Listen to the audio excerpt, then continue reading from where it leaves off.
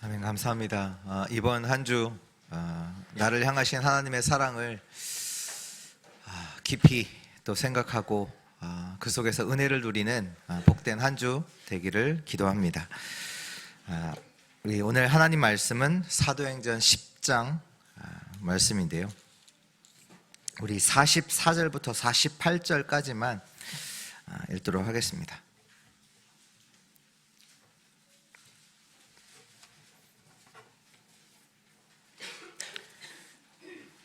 사도행전 10장 44절에서 48절 교독하겠습니다.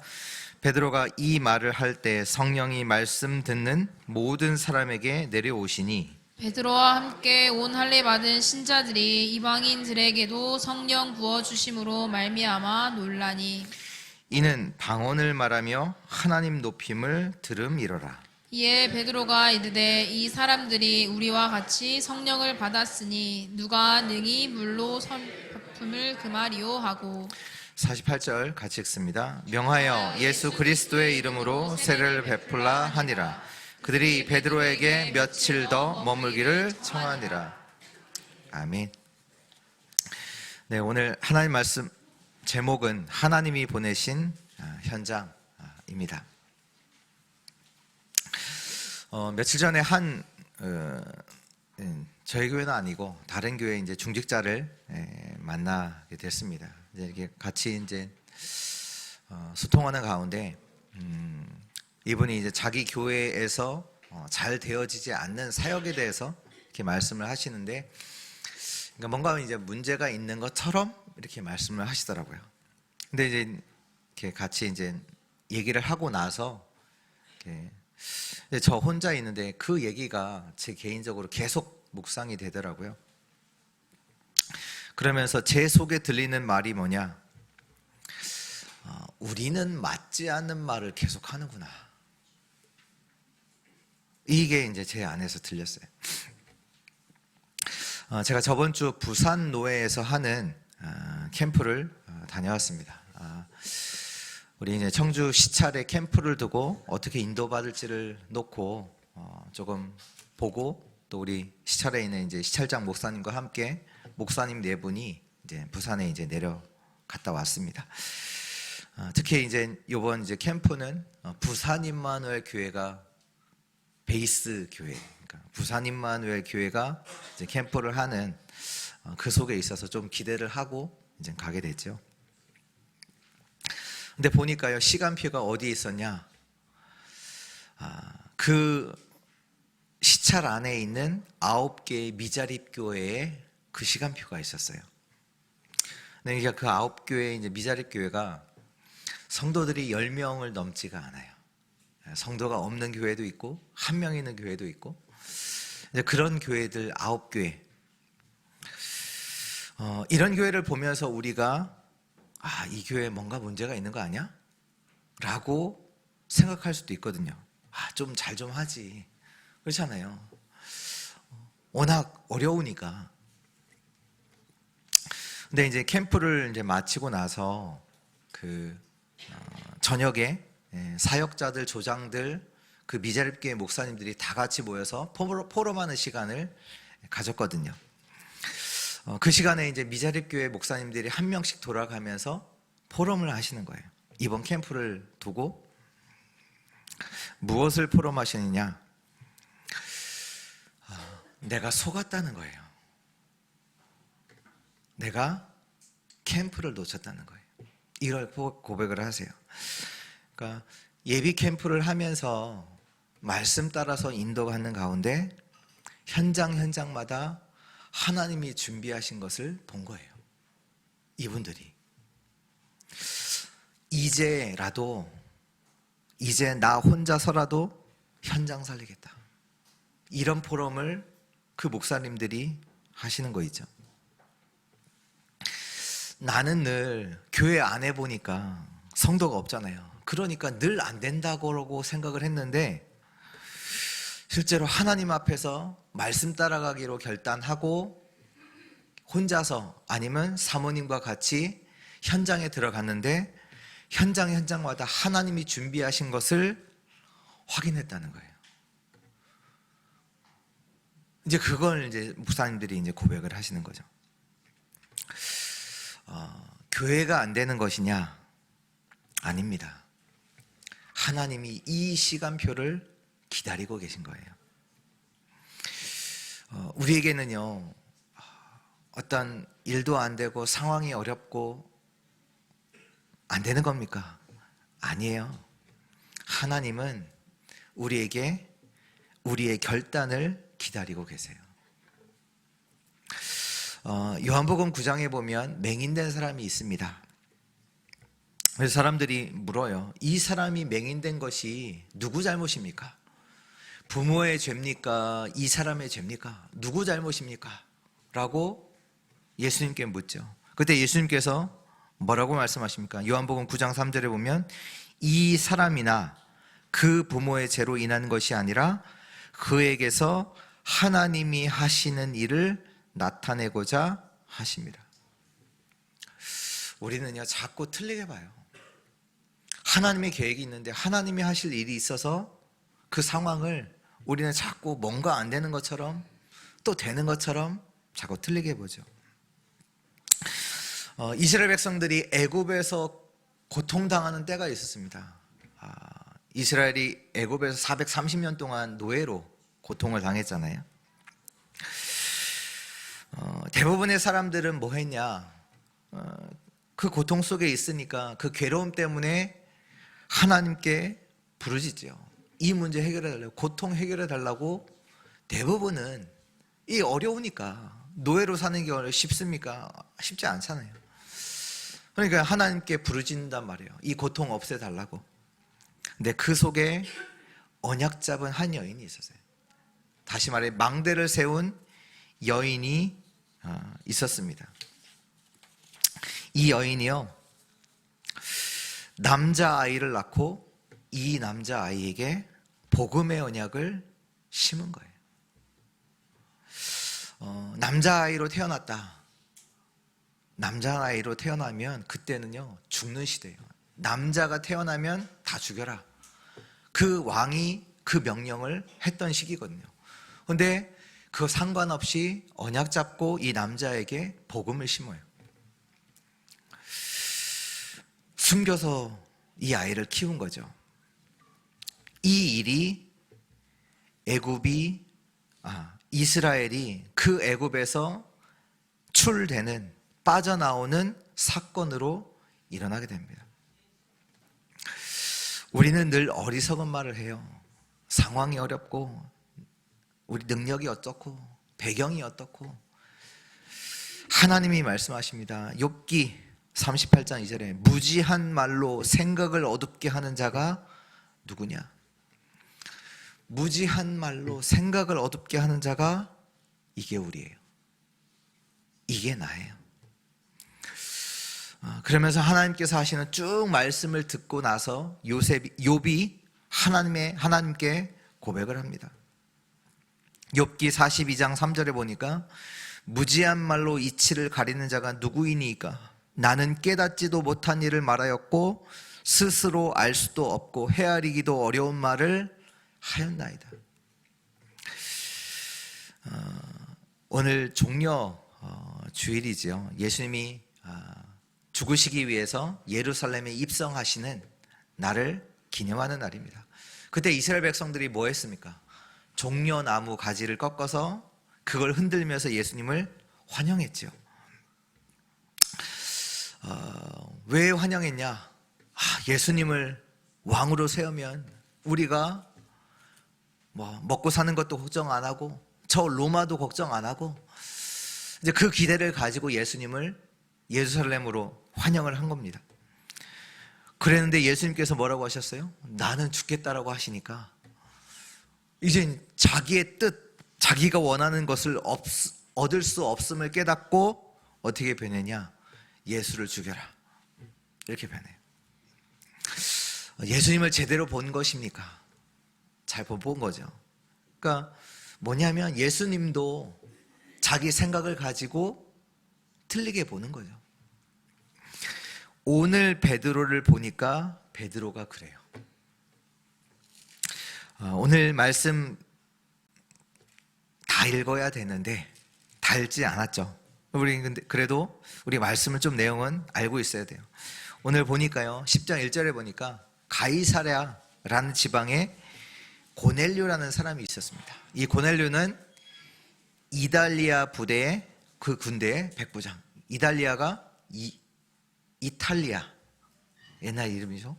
이탈리아. 그러니까 로마의 군대의 백부장으로 있는 고넬료라는 사람이 기도하는 중에 이 사람이 하나님을 섬기는 사람이었어요. 이 사람이 기도하는 중에 하나님의 사자가 와서 알려줍니다. 뭘 알려주냐? 욥바에 가면, 우리 전주에 나오죠. 욥바에 누가 있냐? 베드로가 있잖아요. 이 베드로를 청하라. 그래서 고넬료가 하인과 자기 이제 부하이면서 제자인 사람을 욥바에 보내서 베드로를 청하려고 보내게 됩니다. 그때 베드로가 기도하고 있는 가운데 환상을 보게 됩니다. 이 환상 가운데서 하늘이 열리고 그릇이 내려오는 것을 보게 됐는데, 그 그릇 안에 무엇이 있냐? 11절에 보니까 하늘이 열리고 한 그릇이 내려오는 것을 보니 큰 보자기 같고 내 귀를 메어 땅에 들이웠더라.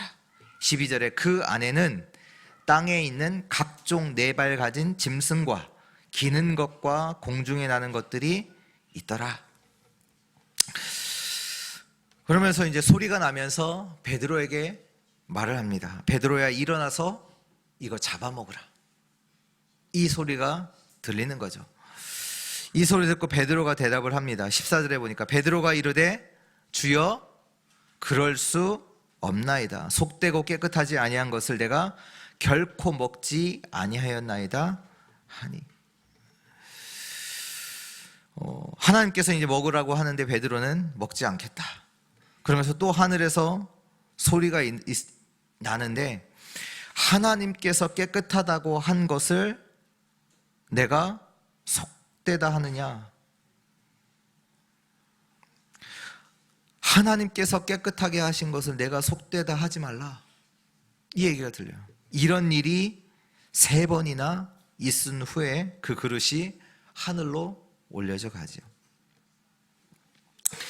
하나님은 먹으라 하시는데 베드로는 먹지 않겠다. 하나님은 깨끗하다 하시는데 나는 더럽다고, 안 된다고, 먹지 않겠다고 하지요. 베드로가 그 후에 고넬료 집에 가게 됩니다. 가 보니까 거기에 누가 있냐? 고넬료와 그의 친척과 가까운 친구들을 모아서 기다리고 있지요. 그때 베드로가 이들에게 한 말이 나옵니다. 28절 29절인데요. 이르되 유대인으로서 이방인과 교제하며 가까이 하는 것이 위법인 줄은 너희도 알거니와 하나님께서 내게 지시하사 아무도 속되다 하거나 깨끗하지 않다 하지 말라 하시기로 부름을 사양하지 아니하고 왔노라. 묻노니 무슨 일로 나를 불렀느냐? 아니, 지금 고넬료가 하나님께서 가라고 하셔서 지금 고넬료 집에 왔어요. 가보니 고넬료와 그 친척들, 친구들을 모아서 베드로를 기다리고 있어요. 그러면 이때 베드로는 어떻게 말을 해야 합니까? 어떻게 말을 해야 돼요? 하나님이 보내셔서 왔다, 이 말 하면 되잖아요. 근데 베드로는 어떻게 말해요? 우리는 원래 이방인과 교제하지 않아. 근데 하나님이 보내셔서 어쩔 수 없이 왔어. 이거 말하는 거예요, 지금.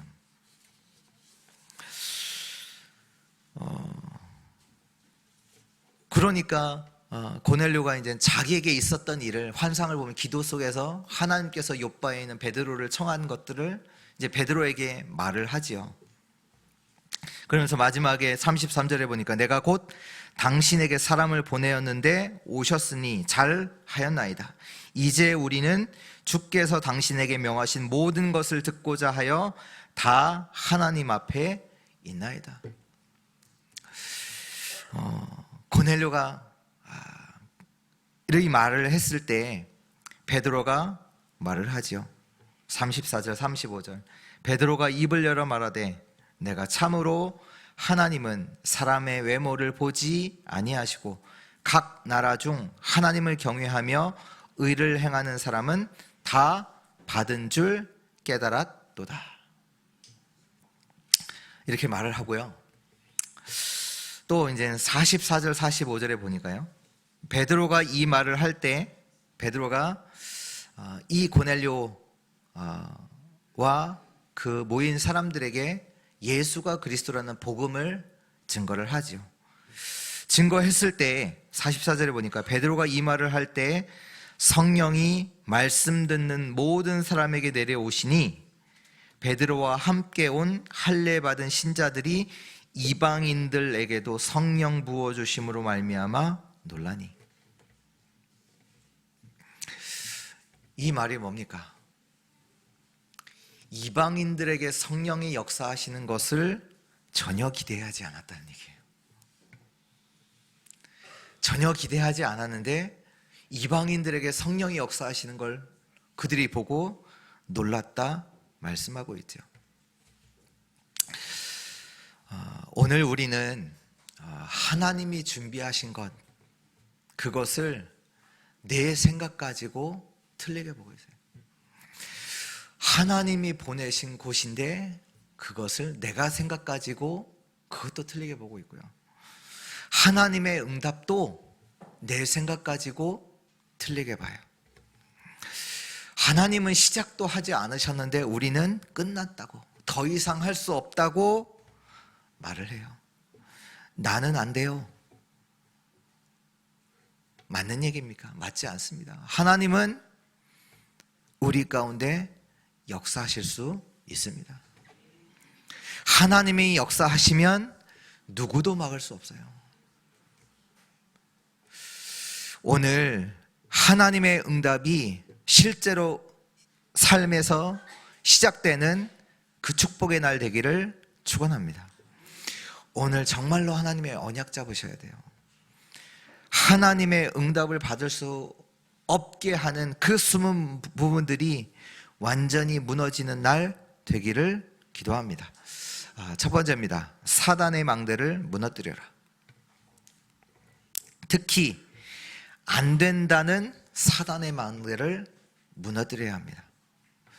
오늘 말씀대로 더러우니까 안 되고 이방인이니까 안 되고 그 내 안 된다고 하는 내 생각, 그 사단의 망대를 무너뜨려야 합니다. 사단이요, 우리 안에 영적인 망대를 만들었어요. 사단이 너가 중요한 거야. 그러니까 너가 중요하다는, 너 생각이 맞아, 이 얘기예요.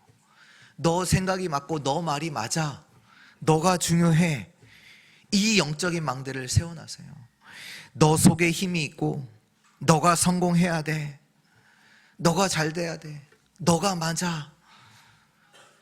이것이 완벽한 망대예요. 그리고 모든 사람이 이 망대를 가지고 있습니다. 또 사단이요, 흑암의 망대를, 그러니까 흑암의 문화의 망대를 만들었어요. 우상이라는 것을 가지고 사람들을 다 끌어모아요. 에베소서 2장 2절에 보면 모든 사람들이요 세상의 풍조를 따르지요. 그러니까 문화를 만들어서 사람들을 다 유혹해서 끌고 가요. 우리 내일부터 금요일까지 일본 3집중 캠프 이렇게 다녀오게 되는데요, 가면 확인할 거예요. 완전히 삶 속에 우상의 문화가, 우상 숭배가 들어와 있는 자들이 누구냐? 일본 사람들이에요. 기도해요. 진짜 기도해요. 그 사람 출근하면서 기도하고 퇴근하면서 기도하고 삶 속에서 완전히 기도할 수밖에 없는 문화로 완전히 세팅되어 있는 건 현장들을 보게 될 거예요. 또 사단이요, 흑암 경제의 망대도 만들어 놨잖아요. 그래서 지금 있는 산업의 현장들이 다 그 속에서 세워진 문화들이에요. 경제예요. 3차 산업 마찬가지, 4차 산업 다 그 흑암의 경제로 딱 세팅돼 있죠. 이렇게 해서 전 세계는 귀신 문화로 바뀌어 있어요. 지금 아이들의 문화 속에서 얼마나 이 귀신 문화가 깊숙하게 들어가 있는지 아십니까? 아이들이 보는 책, 아이들이 보는 미디어 다요. 그러니까 아이들이 보는 책 보니까요, 우리 옛날에는 뭐 그렇지 않았는 것 같아요. 지금은 책들이 다 만화책이더라고요. 뭐 한자를 배우던 뭐 어떤 정보를 알던 사람 인물을 알던 다 만화책이에요. 근데 그걸 두고 거기에 뭐가 들어가냐? 귀신이요. 아주 쉽게 다 들어가 있어요. 귀신, 외계인 다 들어가 있어요. 안 들어가 있는 책이 없어요. 다 들어가 있어요. 그러니까 아이들에게는 이것이요, 친숙해요. 이것을 보고 아이들이 크잖아요. 근데 실제 내용은 뭐냐? 나예요. 그러다 보니 나만 아는 자로 내가 가장 중요한 그걸로다가 다 들어가 있죠. 우리는요, 영적 전쟁에서 지고 있어요. 이것을 다 무너뜨려야 합니다. 그래서 두 번째, 하나님의 망대를 세우라. 사단의 망대를 어떻게 무너뜨리느냐? 하나님의 망대를 내 안에 세우면 됩니다. 여러분, 여호와 하나님이 모든 것의 주인이십니다. 즉 하나님이 나의 주인이십니다. 전도서 12장 1절에 너는 청년의 때에 너의 창조주를 기억하라. 곧 곤고한 날이 이르기 전에 나는 아무 낙이 없다고 할 해들이 가깝기 전에 너의 창조주를 기억하라. 하나님이 저와 여러분들을 만드셨지요. 이 하나님을 정말로 알아야 합니다. 청년의 때 늦지 않게 지금 하나님을 알아야 돼요. 그래서 전도서 12장 13절 14절에 일의 결국을 다 들었으니, 지금 세상에서 일어나는 모든 일을 들었으니 뭐해요? 하나님을 경외하고 그의 명령들을 지킬지어다. 이것이 모든 사람의 본분이니라. 하나님을 경외하고 하나님의 말씀을 따라가는 것이 저와 여러분들의 본분입니다. 그렇기 때문에 우리는 하나님의 망대를 세워야 합니다. 기도로 7망대를 세워라. 기도로 7여정을 가라. 기도로 7이정표를 찾아라. 하나님의 말씀, 그 언약으로 흔들리지 않는 망대를 세우시고 하나님의 약속을 붙잡고 여정을 걸어가야 되고, 하나님의 말씀 속에서 나에게 일어나는 모든 일과 사건 속에서 하나님의 이정표를 찾아야 하는 거죠. 바울이 전도하기 이전에 뭐 했냐? 성령 인도 받기 위해서 금식하며 기도해요. 이 얘기는요, 금식했다 그러면 된다 그 얘기가 아니라 하나님의 망대를 세우는 것이 중요하다는 얘기예요. 하나님의 역사가 일어나느냐 안 일어나느냐, 거기는 어디냐? 하나님의 망대가 세워져 있느냐, 거기에 달려 있어요. 우리 있는 현장에 하나님의 망대가 세워졌다, 하나님 반드시 역사하시면. 오늘 베드로가 고넬료를 만나는 이 일은 어마어마한 만남이에요. 전도 캠프 가운데서 이런 만남이 일어났다, 어떨 것 같아요? 온 교회 다니면서 이거 간증할 거려. 그만큼 중요한 만남이잖아요. 근데 베드로는 어떻습니까? 만나기 싫다는 거예요. 만나기 싫다는 거잖아요. 이 이방인 내가 왜 만나냐, 이 얘기잖아요. 아니, 이런 만남이 전도 캠프 가운데 일어났다. 저희들은요, 가는 곳마다 이 얘기 할 거려. 와, 하나님께서 이렇게 만나게 하셨다. 우리에게 하나님의 망대를 세우는 것이 먼저입니다. 일을 하는 거 그 다음이에요. 하나님의 망대를 내 안에 세워야 합니다. 세 번째입니다. 하나님의 역사입니다. 오늘 베드로가 고넬료와 그 친척, 그 친구들에게 세례를 베풀지요. 이건 역시도 굉장한 사건입니다. 지금 237 현장이잖아요. 이방인들. 이 237 현장에서 일어나는 이 일이 하나님의 절대 계획이에요.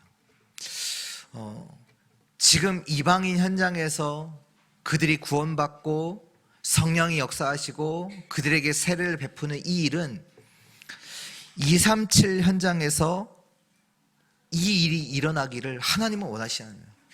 이 일이 일어나는 것 자체가 하나님의 절대 계획이에요. 그렇잖아요.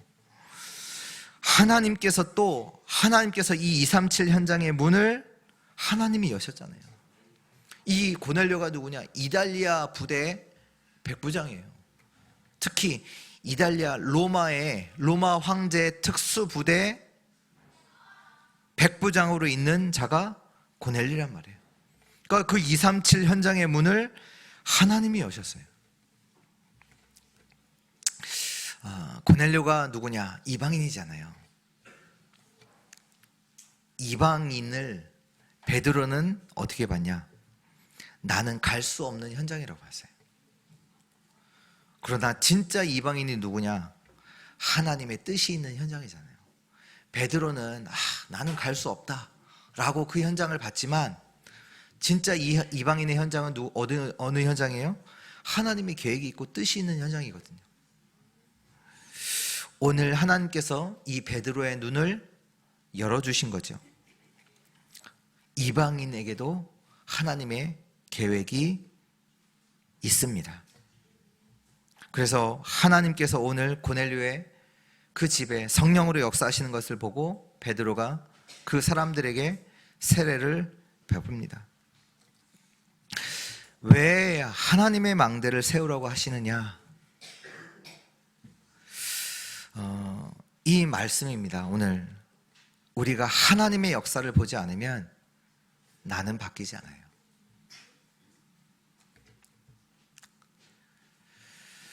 베드로가요 바뀌지 않아요. 언제 이들에게 세례를 베풀었느냐? 하나님의 역사가, 하나님의 성령이 역사하시는 걸 보고 이들도 믿는 자고 구원받은 하나님의 자녀구나, 그걸 확인하고 이들에게 세례를 베풀지요. 어떻게 보면 베드로가 지금 이들을 보는 눈이 유대인들과 별반 다르지 않아요.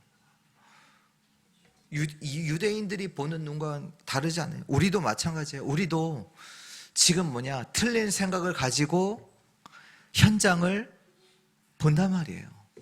이 현장은 안 돼. 나는 안 돼. 저 사람은 안 돼. 내가 일하는 직장 거기는 안 돼. 그렇게 본단 말이에요. 근데 우리는 현장에서 하나님의 역사를 보면 바뀌어요.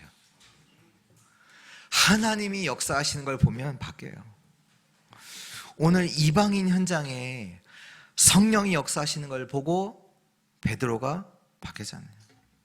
근데 그 역사가 언제 일어났냐? 오늘 읽지는 않았지만 36절부터 43절에 보니까 베드로가 뭘 말하냐?